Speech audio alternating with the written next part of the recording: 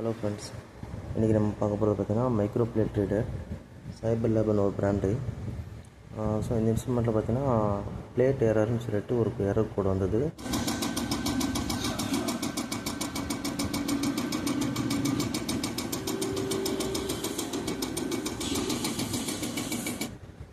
Major complaint என்னென்னா stepper motor வந்து இனிஷியலாக அந்த பிளேட்டு மூவ் ஆகக்கூடிய இந்த ஸ்டெப்பர் மோட்டர் வந்து சரியாக ஃபங்க்ஷன் ஆகலை. ஸோ இப்போ அதை ரெக்டிஃபை பண்ணியிருக்கோம். ஸோ இப்போ அதனோட ஒர்க்கிங் கண்டிஷன் பார்ப்போம்.